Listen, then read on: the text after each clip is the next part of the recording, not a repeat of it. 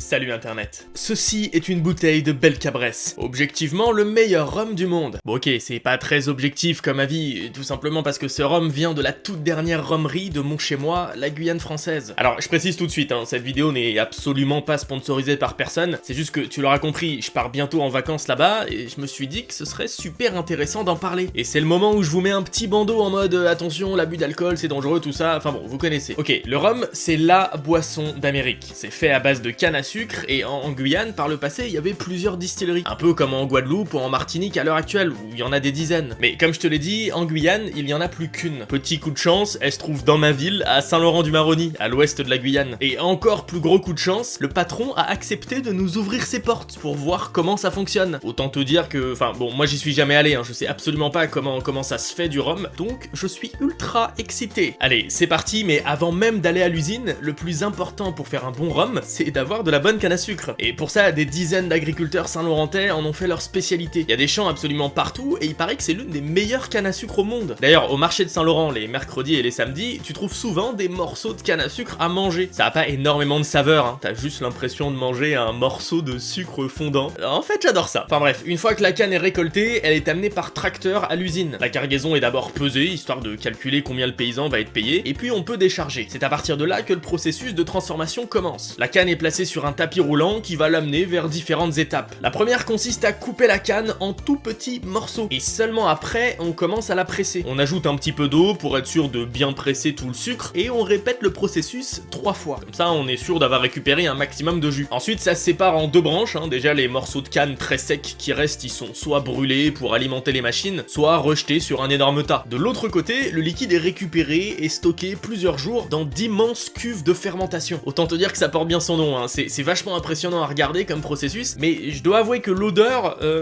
elle est pas très agréable quoi. Enfin bon, une fois que cette étape est terminée, on touche presque au but, on envoie le liquide obtenu dans des colonnes en cuivre pour la dernière étape, la distillation. Après tout ça, on se retrouve avec un rhum aux arômes absolument divines. Je suis vraiment pas alcool fort d'habitude, mais je sais pas pourquoi, j'adore cette odeur. Bien évidemment, ce serait pas une usine s'il y avait pas une étape mise en bouteille, somme toute assez classique, si ce n'est que c'est très émouvant pour moi, parce que c'est la dernière salle de mise en bouteille de cette boisson en Guyane. Et puis c'était super cool parce que à la fin de la visite, le propriétaire nous a même permis d'entrer dans la caverne d'Ali Baba. Oui, ce sont bien des fûts de chêne, bien évidemment importés de France, parce qu'un chêne en Amazonie, c'est... Enfin, bon, on en trouve pas. Dans ces fûts, on fabrique du rhum vieux qui peut monter jusqu'à 15 ans d'âge. C'est assez dingue quand on y pense. Enfin bref, voilà une petite visite assez insolite et pleine d'histoires et d'émotions, parce que honnêtement, aller en Amérique du Sud et ne pas se faire au moins un petit punch, c'est tout simplement inenvisageable. Allez, je fais pas plus long, je suis content d'avoir pu vous montrer de l'intérieur comment on fabrique un alcool aussi mythique, et pour ça un énorme merci à Monsieur Prévost de nous avoir ouvert ses portes. Si ça vous intéresse, il y a un superbe bouquin qui retrace l'histoire de cette rhumerie de génération en génération. Il est assez stylé, il apprend beaucoup de choses sur cette industrie en Guyane, je vous mets le lien en description. Et puis bien sûr, on n'oublie pas le petit pouce bleu si ça vous a plu, abonnez-vous si c'est pas déjà fait, et moi je vous dis à très vite pour une nouvelle vidéo. Salut internet.